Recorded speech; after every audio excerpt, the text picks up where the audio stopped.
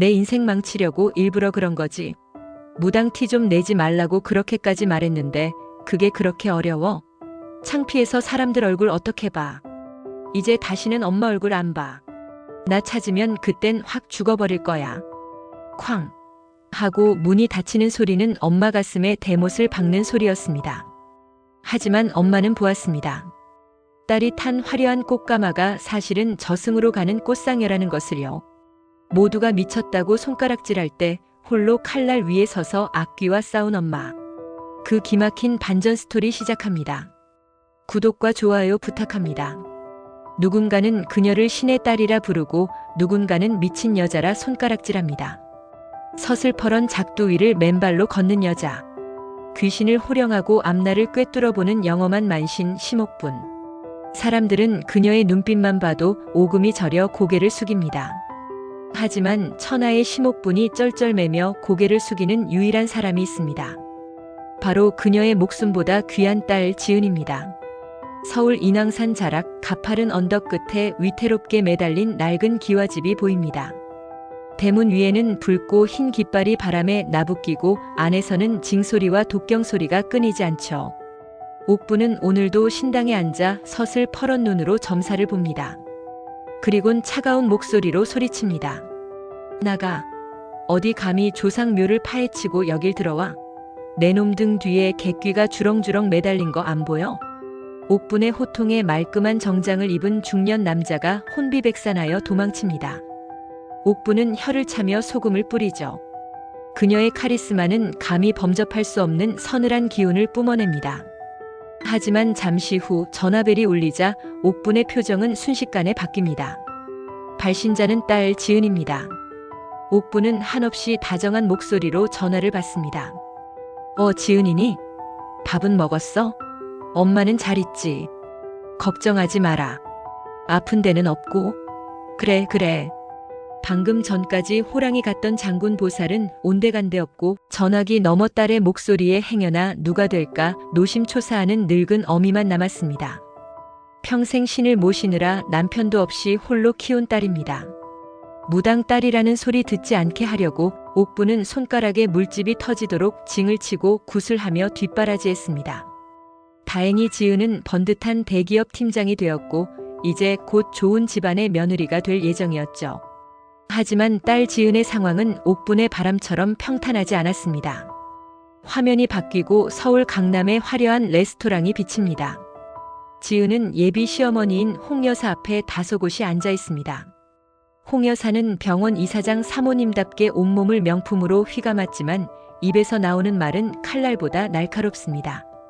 지은이라고 했나? 내가 우리 아들 성화에 못 이겨서 이 자리에 나오긴 했는데 말이야. 근본은 속일 수 없는 거 알지? 변변치 못한 집안이면 행동거지라도 조심해야 하는 법이야. 지은은 입술을 꽉 깨뭅니다. 모멸감이 차오르지만 사랑하는 약혼자 민성을 위해 참아내야 합니다. 홍 여사는 찻잔을 신경질적으로 내려놓으며 쐐기를 박습니다. 이번 주말 상견례 알지? 내 어머니한테 전해. 제발 그 무당 티 좀 내지 말라고. 내 앞에서 조상이 어쩌네 묘가 어쩌네 하면 그 자리에서 파혼이야. 알아들었어? 집으로 돌아오는 길 지은은 결국 옥분에게 전화를 겁니다. 엄마에게 상처를 줄 거라는 걸 알면서도 홍 여사의 서슬에 눌려 어쩔 수 없는 선택을 하죠. 지은은 떨리는 목소리로 전화를 걸었어요. 엄마 부탁이야. 제발 이번 상견례 때는 한복 입지 마. 그냥 남들처럼 평범한 양장 입고 와. 그리고 제발 신령님 얘기 꺼내지 말고 그냥 조용히 있어줘. 제발 부탁이야 엄마. 알았지? 옥부는 전화기 너머 딸의 떨리는 목소리를 들으며 가슴이 미어집니다. 딸이 무엇을 걱정하는지 그 마음이 얼마나 타들어가는지 누구보다 잘 알기 때문이죠. 옥부는 장롱 깊숙한 곳에서 딸의 혼수 비용으로 모아둔 돈을 꺼내 백화점으로 향합니다. 평생 입어본 적 없는 화사한 회색 정장을 사고 우아한 스카프도도 샀습니다. 상견례 전날 밤이었습니다. 옥부는 내일 입을 새 옷을 걸어놓고 신당에 들어갑니다. 딸의 앞날을 위해 마지막으로 기도를 올리려던 참이었죠. 촛불을 켜고 정화수를 올리며 옥부는 간절히 빌었습니다. 비나이다 비나이다. 천지신명시여. 제 인생은 험한 가시밭길이었으나 우리 지은이 가는 길만은 비단길이게 하옵소서. 무당딸이라는 천대 저를 마지막으로 끊어지게 하옵소서. 그때였습니다. 옥분의 기도가 깊어지며 깜빡 잠이 든 순간 꿈속에서 짙은 안개가 몰려왔습니다. 안개 속에서 지은이 걸어오는데 그 모습이 기괴했습니다. 곱게 차려입은 웨딩드레스는 붉은 피로 흥건히 젖어 있고 지은의 눈에서는 피눈물이 뚝뚝 떨어지고 있었으니까요. 지은은 비명에 가까운 울음을 터뜨리고 있었어요. 엄마, 죽을 것 같아. 나 좀 살려줘. 엄마. 옥부는 비명을 지르며 꿈에서 깹니다. 온몸은 식은땀으로 젖어 있었죠. 그런데 눈앞의 광경은 더 충격적이었습니다. 제단 위에 켜두었던 굵은 양초 불어 꺼지고 지은의 생년월일을 적어둔 축원문이 쓰러져 있었습니다. 심지어 모시고 있던 장군신의 위패에 쩍하고 금이 가 있었죠. 이건 단순한 악몽이 아니었습니다. 평생 신을 모신 만신의 직감이 경고등을 켰습니다. 내일 딸이 걸어 들어갈 곳은 잔칫집이 아니라 악귀가 입을 벌리고 기다리는 지옥이라는 것을요. 옥부는 부들부들 떨리는 손으로 다려놓았던 회색 정장을 봅니다. 그리고 고개를 저으며 신당 구석에 있는 괴짝을 엽니다. 그곳엔 오방색 천이 주렁주렁 달린 화려한 무복, 장군님의 갑옷이 들어있었죠. 평범한 엄마로서 딸의 결혼을 축하해주고 싶었던 소박한 꿈은 산산조각이 났습니다. 지금 딸에게 필요한 건 얌전한 혼주가 아니라 악귀를 쫓아낼 칼을 든 장군이었습니다. 운명의 상견례 날이 밝았습니다. 서울 시내를 내려다보는 최고급 호텔의 프라이빗룸. 창밖의 화려한 풍경과 달리 방 안은 숨막히는 침묵이 흐릅니다. 홍 여사는 밍크쇼를 두르고 다리를 꼬고 앉아 시계를 노려봅니다. 약속 시간이 5분 지났습니다. 역시 근본이 없어. 시간 개념도 없나 보지. 예, 민성아. 너 정말 이런 집안이랑 결혼하겠다는 거니? 지은은 고개를 들지 못합니다. 식은땀이 등을 타고 흐르죠. 엄마가 오다가 무슨 사고라도 난 건 아닌지, 아니면 어제 자신의 말에 상처받아 안 오시는 건 아닌지 오만 가지 생각이 머릿속을 스칩니다. 그때였습니다. 쾅 하는 둔탁한 소리가 나며 닫혀있던 문이 거칠게 열립니다. 호텔 직원이 당황하며 말리려 했지만 역부족입니다. 문을 열고 들어선 사람의 기세가 너무나도 맹렬했기 때문이죠. 홍 여사와 민성 그리고 지은의 눈이 동시에 휘둥그레집니다. 그곳엔 얌전한 정장을 입은 혼주는 없었습니다. 머리에는 화려한 갓을 쓰고 원색의 오방색 무복을 휘날리며 허리춤에는 시퍼런 작두칼을 찬 심옥분이 뚜벅뚜벅 걸어 들어왔습니다. 손에는 커다란 부채와 방울이 들려 있었죠. 경악하는 홍 여사 아니, 이게 무슨 꼴이야? 여기가 어디라고 귀신 들린 옷을 입고 설쳐? 당신 제정신이야? 지은은 얼굴이 하얗게 질려 자리에서 일어나지도 못합니다. 너무나 부끄럽고 창피해서 쥐구멍이라도 찾고 싶은 심정입니다. 엄마, 도대체 왜? 하지만 옥분의 귀에 딸의 원망은 들리지 않습니다. 옥분의 눈은 오직 홍 여사의 등 뒤를 향해 꽂혀 있습니다. 옥분의 눈에는 보입니다. 홍 여사의 목을 감고 있는 거대하고 시커먼 구렁이 한 마리. 그 구렁이가 혀를 날름거리며 지은을 노려보고 있는 끔찍한 형상이 말이죠. 옥부는 성큼성큼 걸어가 상석에 앉은 홍 여사 앞에 섭니다. 그리고 가방에서 무언가를 꺼내 홍 여사의 얼굴에 냅다 뿌려버립니다. 하얀 소금들이 홍 여사의 밍크숄과 얼굴을 강타하며 후두둑 떨어집니다. 비명을 지르는 홍 여사를 향해 옥부는 뱃속 깊은 곳에서 끌어올린 천둥 같은 목소리로 일갈합니다. 어디서 썩은 내나는 주둥이를 놀려. 내년 등 뒤에 시커먼 게 덕지덕지 붙어 있는데 감히 누굴 보고 천하다 짓거리는 거야. 이 구렁이 같은 년아. 정적을 깨는 방울 소리가 딸랑하고 울립니다. 화려한 호텔 샹들리에 아래 소금을 뒤집어 쓴 재벌 사모님과 작두칼을 찬 무당. 이 기묘하고도 충격적인 대치는 이제 막 시작된 전쟁의 서막일 뿐이었습니다. 지은은 아직 모릅니다. 엄마가 뿌린 그 소금이 자신의 목숨을 구하기 위한 방어막이었다는 사실을 말이죠. 불청객은 그렇게 딸의 가장 행복해야 할 날을 쑥대밭으로 만들며 등장했습니다. 과연 옥부는 지금 무슨 짓을 한 걸까요? 차가운 바람 소리와 함께 무거운 침묵이 흐릅니다. 가장 화려해야 할 꽃가마가 실은 죽으러 가는 상여였다면 여러분은 그 발걸음을 멈출 수 있었을까요? 딸을 살리기 위해 기꺼이 미친년이 되기를 자처한 엄의 옥분의 가슴은 지금 숫덩이처럼 까맣게 타들어가고 있습니다. 호텔에서의 난동 이후 모녀의 사이는 그야말로 지옥이 되었습니다. 집으로 돌아온 지은은 현관문을 열자마자 핸드백을 바닥에 내동댕이 칩니다. 가방 안에서 쏟아져 나온 화장품들이 거실 바닥을 어지럽게 굴러다니죠. 마치 옥분의 마음처럼 말입니다. 지은의 눈은 이미 퉁퉁 부어 있었지만 도끼는 서슬퍼렇게 살아 있습니다. 지은은 악에 바친 목소리로 고함을 쳤습니다. 엄마, 이제 속이 시원해? 내 인생 망치니까 좋아? 남들처럼 평범하게 축하해주는 게 그렇게 힘들었어? 왜 하필 그 귀신 옷을 입고? 왜? 지은은 옥분의 가슴에 비수 같은 말을 꽂아 넣습니다. 엄마랑 사는 거 지긋지긋해. 다시는 내 눈앞에 나타나지 마. 지은은 방문을 쾅 닫고 짐을 싸서 나가버립니다. 옥분은 딸을 잡지 못했습니다.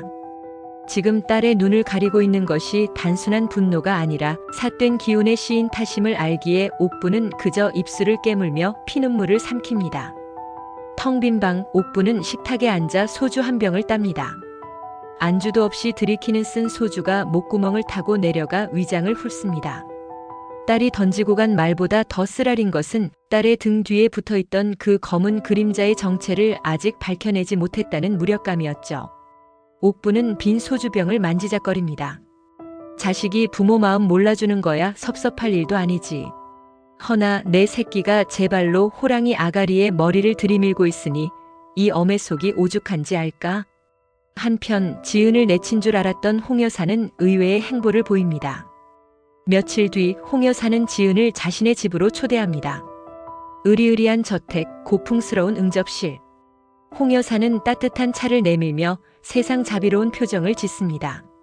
지은아, 많이 놀랐지? 내 어머니 많이 편찮으신 것 같더라. 사람이 배움이 부족하고 험한 일을 하다 보면 그럴 수 있어. 그게 내 잘못은 아니잖니. 홍 여사의 따뜻한 위로에 잔뜩 얼어있던 지은의 마음이 녹아내립니다. 엄마에게 받은 상처를 예비 시어머니가 감싸준다고 착각한 것이죠. 홍 여사는 눈물을 글썽이는 지은의 손을 잡고 벨벳 상자 하나를 꺼냅니다. 이거 우리 집안 며느리들에게만 대대로 물려주는 거야. 내가 널 며느리로 인정한다는 뜻이란다. 상자 안에는 빨간 루비가 박힌 목걸이가 들어있었습니다. 하지만 그 붉은 빛깔은 보석의 영롱함이 아니라 마치 굳지 않은 피처럼 검붉고 탁해 보였죠. 지은은 감격하며 목걸이를 받아 겁니다. 차가운 금속이 목에 닿는 순간 지은은 미세한 오한을 느꼈지만 대수롭지 않게 여겼습니다. 그 시각 홍 여사는 지은이 돌아간 뒤 와인잔을 흔들며 입꼬리를 비틀어 올리며 싸늘한 독백을 합니다.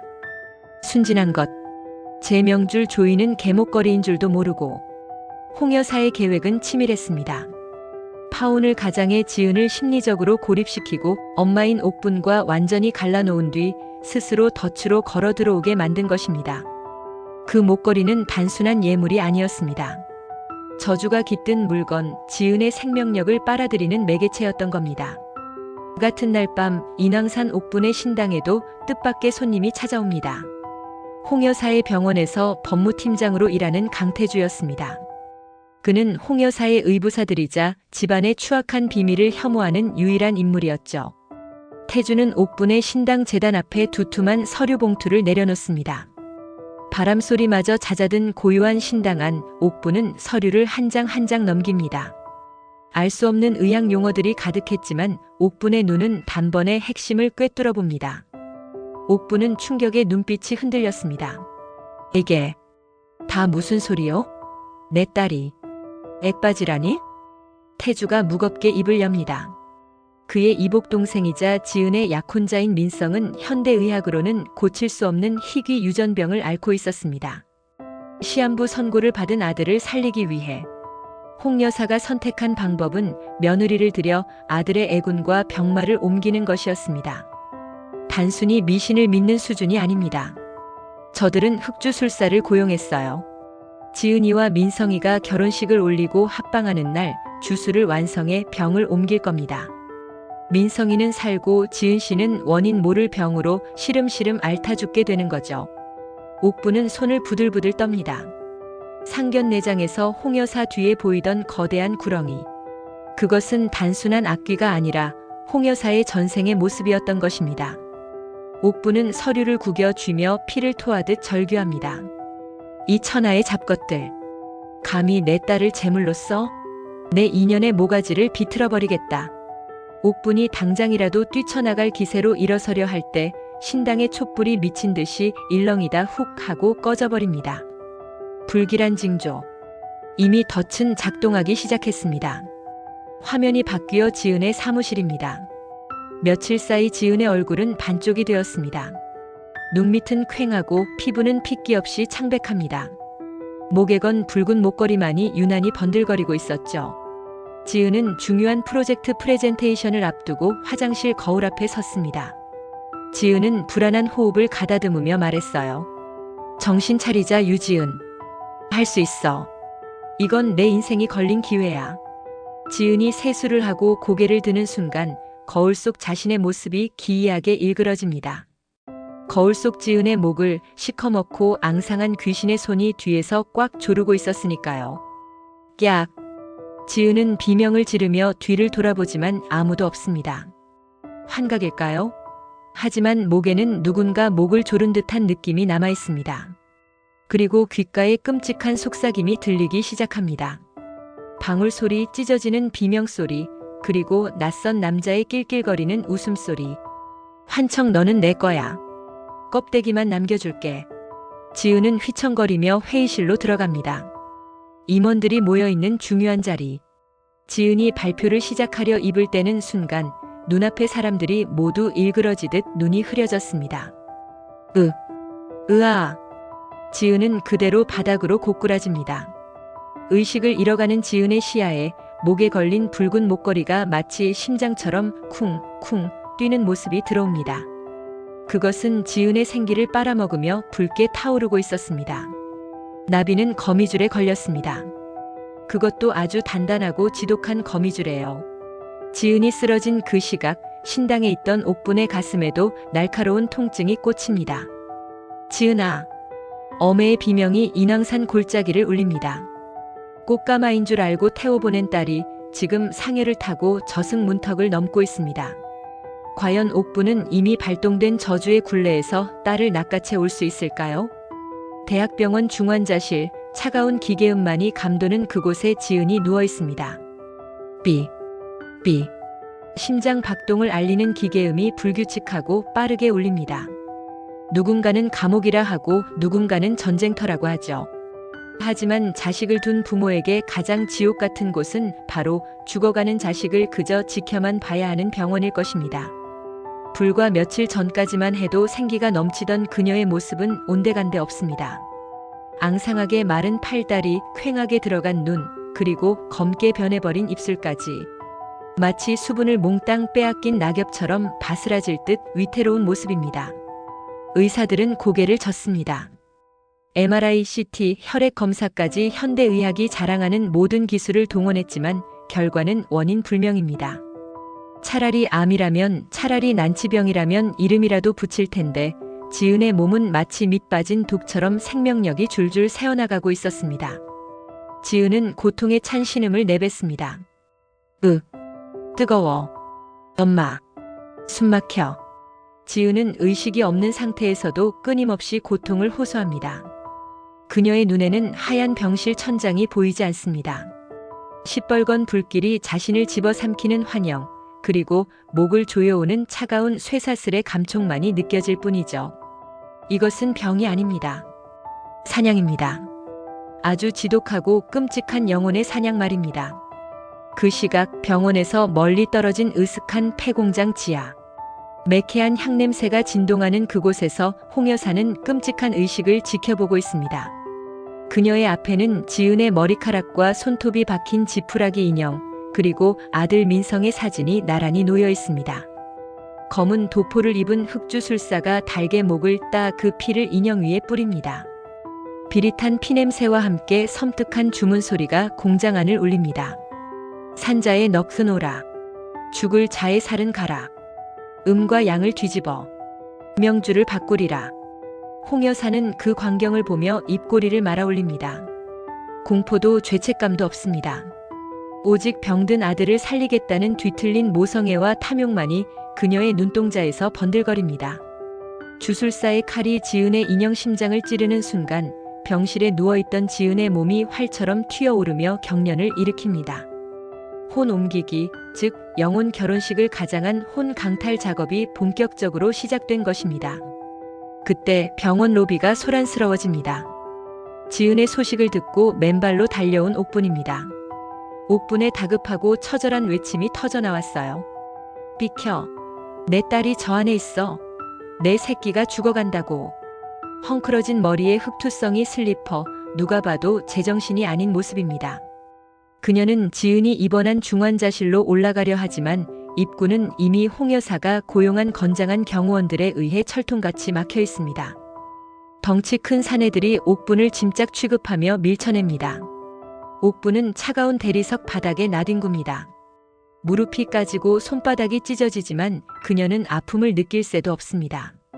그녀의 눈에 믿을 수 없는 광경이 보였기 때문입니다.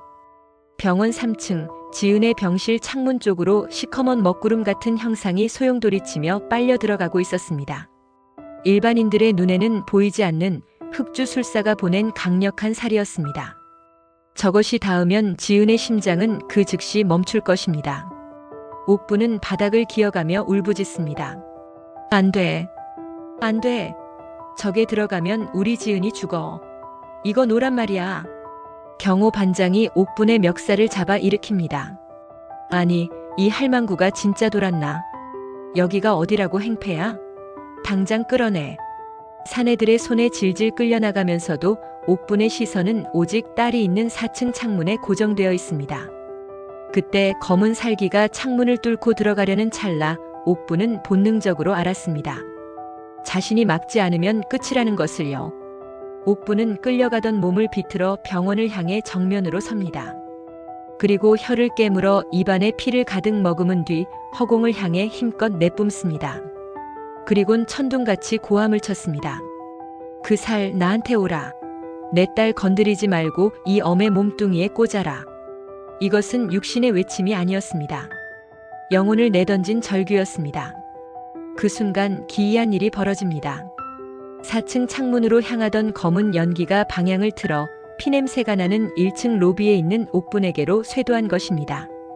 빠른 속도로 날아온 보이지 않는 화살이 옥분의 가슴을 정통으로 꿰뚫습니다. 컥! 옥분의 입에서 검붉은 피가 분수처럼 뿜어져 나옵니다. 마치 보이지 않는 둔기에 얻어맞은 듯 그녀의 몸이 공중으로 붕 떴다가 바닥으로 처박힙니다. 내장이 뒤틀리고 뼈가 으스러지는 고통. 인간이 감당할 수 있는 고통이 아니었습니다. 경호원들은 갑자기 피를 토하며 쓰러지는 옥분을 보고 기겁하며 뒷걸음질 칩니다. 뭐야? 나 안 때렸어. 지 혼자 쓰러진 거야. 사람들이 웅성거리며 모여들고 경호원들이 옥분을 병원 밖 화단으로 내다 버리듯 옮깁니다. 차가운 아스팔트 위에 버려진 옥분.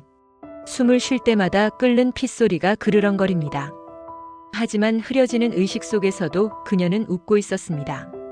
방금 자신이 딸 대신 맞았으니 지은은 잠시라도 숨을 쉴 수 있을 테니까요.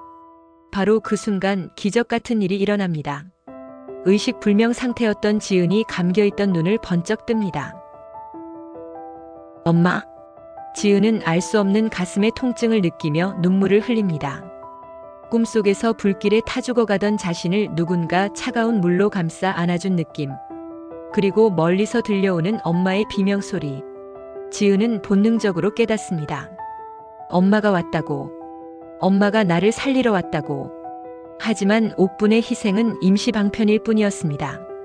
흑주술사는 다른 사람이 살을 대신 맞았다는 것을 눈치채고 더욱 강력한 두 번째 살을 준비하고 있었으니까요.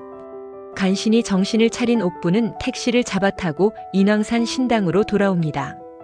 기어서 신당 문턱을 넘는 그녀의 모습은 처참했습니다. 흰 저고리는 피로 붉게 물들었고 입가엔 핏자국이 말라붙어 있었죠.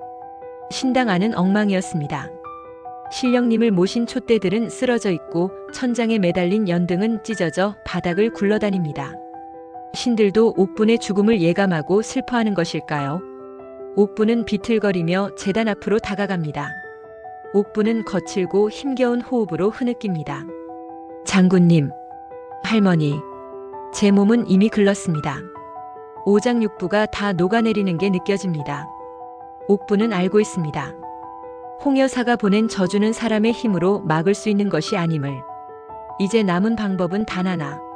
자신의 목숨값으로 신과 거래를 하는 것뿐입니다. 옥분은 떨리는 손으로 누런 종이를 꺼냅니다. 붓을 들 힘조차 없습니다. 그녀는 망설임 없이 자신의 검지손가락을 입에 뭅니다. 우득하는 소리와 함께 살점이 뜯겨나가고 검붉은 피가 뚝뚝 떨어집니다. 그녀는 피가 흐르는 손가락으로 종이 위에 부적을 써내려갑니다. 그것은 글씨가 아니었습니다. 어미의 한이자 목숨을 건 유언이었습니다. 내 살을 깎아 너에게 살을 입히고 내 피를 말려 너에게 피를 돌게 하리라. 저승사자여, 내 명주를 가져가고 내 딸년의 이름을 명부에서 지워다오. 피로 쓴 부적이 완성되자 신당 안의 공기가 무겁게 가라앉습니다. 옥분은 피투성이가 된 부적을 가슴에 품고 쓰러지듯 제단에 엎드립니다. 그녀의 눈빛은 이미 삶과 죽음의 경계를 넘어서고 있었습니다.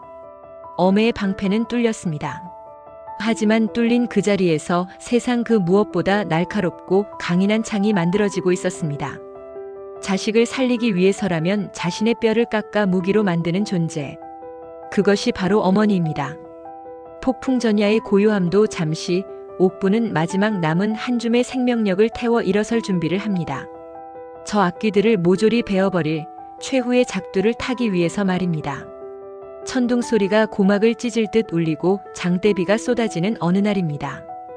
거센 태풍 앞에 놓인 촛불은 금방이라도 꺼질 듯 위태롭지만 그 심지가 다 타들어가기 전까지는 절대 스스로 빛을 포기하지 않습니다.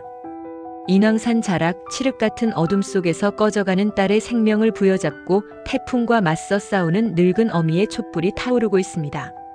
병원에서 지은의 심박수가 멈추기 직전 강태주 실장은 의료진의 만류를 뿌리치고 옥분의 도장이 찍힌 퇴원 확인서를 병원에 던져주곤 지은을 업고 뛰었습니다.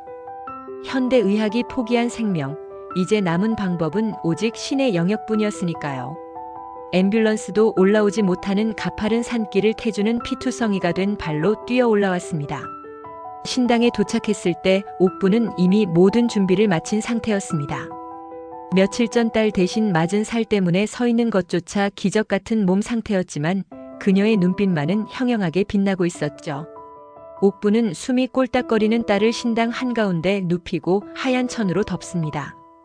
옥분은 갈라지지만 단호한 목소리로 말했어요. 문을 잠가줘요. 지금부터 내 허락 없이는 개미 새끼 한 마리도 들이면 안 됩니다. 저승사자가 와도 내가 돌려보낼 것이니 당신은 산 사람을 막아요. 옥분의 목소리는 설이 빨갛습니다. 태주는 굳게 닫힌 신당 대문 앞에 쇠스랑을 들고 섭니다. 폭우가 쏟아지는 마당, 저 멀리서 검은 우비를 입은 사내들이 몰려오고 있습니다. 홍여사가 보낸 하수인들이죠. 그들은 구판을 엎어버리고 지은의 숨통을 완전히 끊어놓으려 온 악귀의 손발들입니다. 막아야 한다. 뚫리면 다 죽는다. 태주는 이를 악물고 빗속에 섭니다. 밖에서는 고함과 비명이 오가는 난투극이 벌어지지만 신당 안은 기이할 정도로 고요합니다. 오직 옥분의 거친 숨소리와 창을 두드리는 빗소리만이 들릴 뿐입니다. 옥분은 떨리는 손으로 옥구름을 맵니다. 붉은색 공단에 금실로 용을 수놓은 화려한 장군복. 30년 전 내림굿을 받을 때 입고 장롱 깊숙이 봉인해 두었던 그 옷입니다. 투구를 쓰고 오색 깃발을 등에 꽂은 옥분의 모습은 더 이상 초라한 노파가 아니었습니다. 딸을 지키기 위해 지옥불이라도 뛰어들 준비가 된 비장한 전사의 모습이었습니다. 웅장하고 빠른 템포의 북소리가 시작됩니다. 둥마이너스 둥마이너스 둥마이너스 둥마이너스. 옥분은 제단 앞에 놓인 시퍼런 작두를 바라봅니다. 쌍날이 번뜩이는 작두. 사람의 살갗 따위는 스치기만 해도 베어버릴 날카로운 칼날입니다. 옥부는 알고 있습니다. 지금 자신의 몸은 실력이 거의 바닥난 상태라는 것을요. 신의 가호 없이 맨발로 저 위에 올라선다는 건 발바닥이 반으로 갈라지는 고통을 감수하겠다는 뜻입니다. 아니, 자칫하면 과다출혈로 쇼크살 수도 있는 도박입니다. 하지만 옥부는 망설이지 않습니다. 딸의 얼굴을 한번 쓸어내린 그녀는 품에서 낡은 버선 하나를 꺼내 딸의 가슴 위에 올려둡니다. 옥부는 피를 토하듯 절절하게 외쳤습니다. 천지신명시여, 이년의 목숨을 가져가고 내 딸년의 명줄을 이어주소. 내 피로 길을 열 테니 부디 굽어 살피소서. 옥부는 징을 힘껏 내리칩니다. 징소리가 빗소리를 뚫고 밤하늘로 퍼져나갑니다. 그리고 옥부는 맨발을 들어 올려 그 서슬 퍼런 작두날 위에 발을 올립니다. 보는 사람조차 숨을 멈추게 만드는 순간입니다. 살이 베이는 끔찍한 소리가 들릴 것만 같아 귀를 막고 싶어집니다. 옥분이 한 발 또 한 발 작두 위로 올라섭니다. 그런데 기적이 일어납니다. 날카로운 칼날이 옥분의 발바닥을 파고드는 대신 옥분의 발밑에서 푸르스름한 불꽃이 일렁이기 시작합니다. 피 한 방울 나지 않습니다. 극한의 고통을 정신력으로 승화시킨 것일까요? 아니면 하늘도 어미의 정성에 감복해 칼날을 무디게 만든 것일까요? 작두 위에 우뚝 선 옥분. 그녀의 눈동자가 뒤집히며 흰자위가 사라지고 그 자리에 시퍼런 광채가 뿜어져 나옵니다. 접신입니다. 신이 들린 옥분은 남자의 굵은 톤으로 변조된 목소리가 나왔습니다. 오냐? 내가 왔다. 감히 어떤 잡귀가 내 자손을 건드리느냐? 옥분의 몸에 백마 장군신이 실렸습니다. 옥분은 작두 위에서 펄쩍펄쩍 뛰며 춤을 추기 시작합니다. 날카로운 칼날 위에서 덩실덩실 춤을 추는 그 모습은 기이하다 못해 경이롭기까지 합니다. 그녀가 부채를 휘두를 때마다 허공에서 책 마이너스 하는 쇠 부딪히는 소리가 납니다. 옥분의 눈에는 보입니다. 지은의 몸을 칭칭 감고 있는 검고 끈적한 저주의 실타래들이 말이죠. 신당 밖 태주는 피투성이가 된 채 쓰러지기 일보 직전입니다. 수적 열쇠에 몰려 대문이 부서지기 시작했습니다. 용역들이 강목을 들고 신당 안으로 들이닥치려는 그 찰나, 이놈들아! 신당 문이 벌컥 열리며 작두 위에 선 옥분의 호통이 마당을 강타합니다. 그 소리에 용역들은 보이지 않는 힘에 얻어맞은 듯 뒤로 나뒹굽니다. 옥분은 작두 위에서 긴 청룡 언얼도를 꺼내듭니다. 그리고 허공을 향해 힘껏 내리긋습니다. 날카로운 파열음이 일었습니다. 슈잉 마이너스 텅. 지은의 심장을 조이던 가장 굵은 검은 뱀, 그 저주의 핵이 옥분의 칼에 댕강 베어집니다. 검은 연기가 비명을 지르며 흩어집니다. 저주가 끊어졌습니다. 바로 그 순간 역살이 발생합니다. 남을 해하려던 저주가 목표물을 잃고 주인에게 배가 되어 되돌아가는 자연의 법칙입니다. 화면이 바뀌어 홍여사의 비밀 기도실입니다. 흑주술사와 함께 승리를 확신하며 샴페인을 따르던 홍여사. 그녀의 손에 들린 크리스털 잔이 갑자기 쨍그랑하고 깨집니다. 아, 내 몸이, 내 얼굴이. 홍여사가 얼굴을 감싸쥐고 바닥을 구릅니다. 거울 속에 비친 그녀의 모습은 실시간으로 뒤틀리기 시작합니다. 입이 귀까지 돌아가고 눈은 흰자위만 남은 채 제멋대로 돌아갑니다. 전신 마비와 안면 근육 파괴. 그녀가 지은에게 보내려던 고통이 고스란히 그녀의 육체를 강타한 것입니다. 옆에 있던 흑주술사 역시 피를 한 바가지 토하며 그 자리에서 즉사합니다. 기도실의 불단이 무너지고 홍여사가 아끼던 고가구들이 저절로 박살납니다. 화려했던 저택은 순식간에 아수라장이 됩니다. 홍여사는 뒤틀린 혀로 살려달라 애원하려 하지만 입에서는 짐승의 신음 같은 소리만 새어나올 뿐입니다. 다시 인왕산 신당. 폭우가 잦아들고 있습니다. 작두 위에서 마지막 춤을 추던 옥부는 모든 기운이 빠져나간 듯 휘청거립니다. 됐다. 이제 됐다.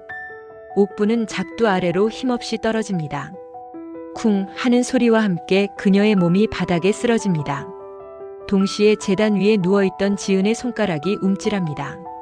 잿빛이었던 지은의 얼굴에 붉은 혈색이 돌기 시작합니다. 멈췄던 숨이 터지며 지은이 가슴을 들썩입니다. 지은은 깊은 숨을 몰아쉽니다. 하, 하. 지은이 눈을 뜹니다. 흐릿한 시야 속에 천장이 보이고 매캐한 향냄새가 납니다. 몸이 가볍습니다. 짓누르던 돌덩이가 사라진 느낌입니다. 지은은 상체를 일으킵니다. 그리고 바닥에 쓰러져 있는 붉은 옷의 여인을 발견합니다. 엄마. 지은은 비명을 지르며 옥분에게 기어갑니다. 옥분의 얼굴은 백지장처럼 하얗고 입가에는 픽거품이 물려 있습니다. 발바닥은 그제야 터져버린 상처로 피가 흘러 굳어 있었습니다. 엄마, 눈 좀 떠봐. 엄마. 지은이 옥분의 몸을 흔들며 오열합니다. 밖에서 싸우던 태주도 절뚝거리며 들어와 옥분의 상태를 살핍니다. 맥이 잡히지 않습니다. 너무나 미약합니다. 어미는 자식을 살리기 위해 자신의 모든 피와 숨을 다 태워버린 것입니다. 빗소리가 멈추고 구름 사이로 창백한 달빛이 신당 안을 비춥니다. 딸을 품에 안고 오열하는 지은의 울음소리만이 고요한 산자락을 메웁니다. 과연 신은 잔인하게도 어미의 목숨을 앗아간 것일까요? 아니면 마지막 자비를 남겨두었을까요? 쓰러진 옥분의 손이 아주 미세하게 지은의 옷자락을 잡으려 움직입니다. 사필귀정. 모든 일은 반드시 바른 길로 돌아간다고 했습니다. 악은 스스로를 파멸시켰고 사랑은 기적을 불렀습니다. 하지만 그 기적의 대가는 너무나 가혹해 보입니다. 긴 겨울밤을 지나본 사람만이 새벽의 여명이 얼마나 눈부신지 알 수 있다고 하죠. 인왕산 자락을 휘감았던 그 밤의 폭풍우는 거짓말처럼 물러갔습니다. 피냄새와 비명으로 얼룩졌던 신당 마당에는 이제 이름 모를 들꽃들이 고개를 내밀고 있습니다. 그리고 여기 전쟁 같았던 시간을 견뎌낸 사람들의 진짜 이야기가 남아 있습니다. 먼저 스스로 악귀가 되기를 자처했던 여자의 최후를 볼까요? 화면은 차갑고 삭막한 교도소 내치료 감호소입니다. 창살 사이로 들어오는 한 줌의 햇빛조차 거부하듯 구석진 침대에 몸을 웅크린 여자가 있습니다. 한때 강남 최고의 사모님으로 불리며 떵떵거렸던 홍 여사입니다. 하지만 지금 그녀의 모습은 처참하기 그지없습니다. 그녀는 반신불수가 되어 스스로 용변조차 가리지 못합니다. 돌아가 버린 입과 뒤틀린 팔다리는 그녀가 쏘아보냈던 저주가 얼마나 강력했는지를 보여주는 흉터와도 같죠. 하지만 육체의 고통보다 더 끔찍한 것은 그녀를 찾아오는 밤손님들입니다. 그녀는 발음이 제대로 되지 않은 어눌한 신음으로 비명을 지릅니다. 으어. 저리 가. 내 몸에서 떨어져. 뱀이야. 뱀이 기어다녀. 그녀는 허공을 향해 손을 휘젓습니다. 아무것도 없는 맨바닥에서 꿈틀거리는 뱀을 보고 귓가에 들리는 원혼들의 속삭임에 귀를 막습니다. 그녀가 흑주술을 사주하며 불러들였던 잡귀들이 이제는 그녀를 숙주 삼아 갉아먹고 있는 것입니다. 면회실 문이 열리고 한 남자가 들어옵니다. 홍 여사가 그토록 집착하며 살려내려 했던 아들 민성입니다. 휠체어를 타고 들어온 민성은 유리병 너머에 흉측한 어머니를 봅니다. 홍 여사는 아들을 보자마자 마비된 손으로 유리를 긁으며 반가워합니다. 민성아, 내 아들. 하지만 민성의 눈빛은 싸늘합니다.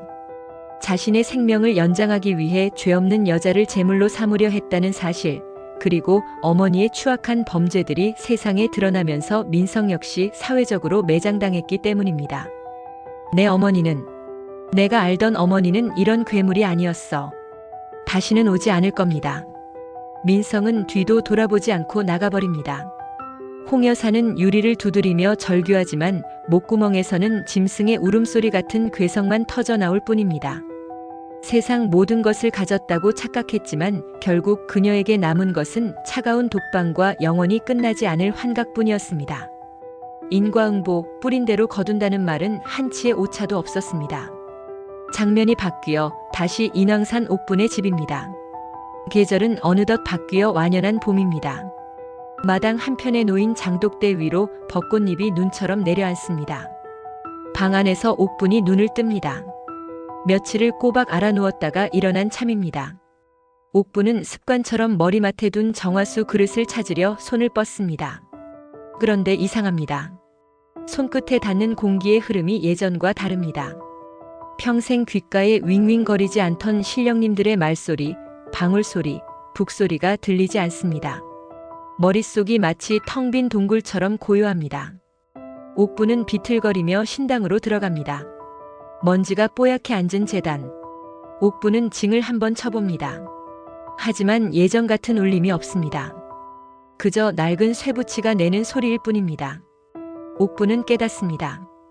딸을 살리기 위해 작두 위에서 춤을 추던 그날 밤 그녀는 자신의 모든 실력을 남김없이 태워버렸다는 것을요. 평생 그녀를 지켜주던 때로는 족쇄처럼 올가매던 신들이 그녀의 소원을 들어주고 미련 없이 떠나간 것입니다. 옥부는 징체를 떨어뜨리고 바닥에 주저앉습니다. 허무함이 밀려올 법도 한데 옥분의 입가에는 묘한 미소가 번집니다. 가셨군요. 다 가져가셨어. 그래, 잘 가시오. 이제 이 늙은이 더는 찾지 마시오. 나도 이제 그냥 사람으로 살다 갈 테니. 그때 방문이 열리고 지은이 들어옵니다. 혈색이 정상으로 돌아온 밝은 얼굴입니다. 지은은 멍하니 앉아있는 엄마를 보고 놀라 달려옵니다. 엄마, 왜 벌써 일어났어? 몸도 성치 않은데. 옥부는 딸의 손을 잡습니다. 예전에는 신기가 옮을까봐 혹은 딸의 앞길을 막을까봐 차마 꽉 잡지 못했던 손입니다. 하지만 이제 옥분의 손은 그저 거칠고 따뜻한 할머니의 손일 뿐입니다. 지은아, 이제 아무것도 안 보인다. 점괘도 안 나오고 귀신도 안 보여. 내 엄마 이제 그냥 똥오줌 싸는 노인네 됐다. 지은은 그 말의 의미를 압니다. 엄마가 자신을 위해 무엇을 포기했는지. 지은은 엄마의 무릎에 얼굴을 묻고 눈물을 흘립니다. 괜찮아. 괜찮아, 엄마. 내가 지킬게. 엄마가 나 지켜줬으니까 이제 남은 평생은 내가 엄마 보호자로 살 거야. 점 안 봐도 돼. 내가 벌어오는 돈으로 맛있는 거 사 먹고 꽃놀이 다니고. 우리 그렇게 살자. 옥부는 딸의 머리를 쓰다듬습니다. 거친 손마디 사이로 딸의 머리카락이 부드럽게 감깁니다. 신의 딸로 살았던 40년 세월보다 지금 딸아이의 머리를 빗겨주는 이 순간이 옥분에게는 더 성스러운 의식처럼 느껴집니다. 시간은 흘러 옥분의 집 앞마당에 웃음꽃이 핍니다. 대청마루 앞 평상에 옥분과 지은 그리고 태주가 둘러앉았습니다. 태주는 병원 비리를 모두 척결하고 재단을 정상화하느라 바쁜 나날을 보냈고 지은 역시 회사의 복귀에 승승장구하고 있습니다. 두 사람은 힘든 시간을 함께 견디며 누구보다 단단한 연인이 되었죠. 오늘의 메뉴는 옥분표 비빔국수입니다. 붉은 고추장 양념에 쓱쓱 비빈 국수 위로 오이와 삶은 달걀이 올라가 있습니다. 자, 많이들 먹어. 우리 최서방, 아니 강서방인가? 아무튼 많이 먹어. 옥분이 국수 그릇을 태주 앞으로 밀어줍니다. 태주는 입안 가득 국수를 넣고 오물거리며 엄지를 치켜 세웁니다. 어머니 정말 최고입니다. 유명한 국수집보다 2배는 더 맛있어요. 이거 장사하셔도 되겠는데요? 아이고 됐다. 평생 남의 점사 봐주느라 입 아프게 떠들었는데 이제는 내 입에 맛난 거 들어가는 게 제일 좋아. 지은이 옥분의 입가에 묻은 양념을 닦아주며 장난스럽게 말합니다. 엄마, 근데 진짜 신기하다. 어떻게 그렇게 무거운 작두를 탔어? 나 그때 엄마 날아다니는 줄 알았잖아. 순간 정적이 흐르지만 이내 옥분은 호탕하게 웃어젖힙니다. 얘는 그게 다 자식 살리려는 똥고집으로 탄 거지. 야, 말도 마라. 지금 다시 타라고 하면 돈을 억만금을 줘도 못 탄다. 내 발바닥 아파 죽겠다. 세 사람은 서로를 보며 와하 웃음을 터뜨립니다. 머리 위로 하얀 벚꽃잎들이 흩날려 국수 그릇 위로 옥분의 희어 센 머리카락 위로 내려앉습니다. 옥분은 젓가락을 내려놓고 먼 산을 바라봅니다. 인왕산 능선이 오늘따라 참 부드러워 보입니다. 귀신을 쫓던 날카로운 눈매는 온데간데 없고 눈가에 자글자글한 주름만이 곱게 잡혀 있습니다. 그녀는 이제 만신 심옥분이 아닙니다. 그저 자식 배부른 모습에 행복해하는 평범한 어머니 심옥분입니다. 카메라가 옥분의 평온한 미소를 클로즈업하며 천천히 멀어집니다. 흩날리는 벚꽃 사이로 세 사람의 모습이 한 폭의 수채화처럼 담깁니다. 자, 여러분. 드라마는 여기서 끝이 납니다. 하지만 우리네 어머니들의 이야기는 끝나지 않습니다. 자식을 위해서라면 지옥불에도 맨발로 뛰어드는 존재. 날카로운 작두날 위를 걸어서라도 기어이 내 새끼를 살려내는 그 무모하고도 위대한 이름. 우리는 그들을 어메라고 부릅니다. 지금 여러분의 곁에 계신 어머니의 거친 손을 한번 잡아보세요. 그 손이 바로 세상의 모든 풍파를 막아낸 당신만의 낡은 방패입니다. 화면은 맑은 풍경 소리와 함께 벚꽃잎 하나가 옥분의 텅 빈 신당, 녹슨 작두 위에 살포시 내려앉는 장면에서 멈춥니다. 지금까지 함께 해주신 여러분 고맙습니다. 오늘 저녁엔 어머니께 안부 전화 한 통 드려보는 건 어떨까요? 따뜻한 봄날 되십시오.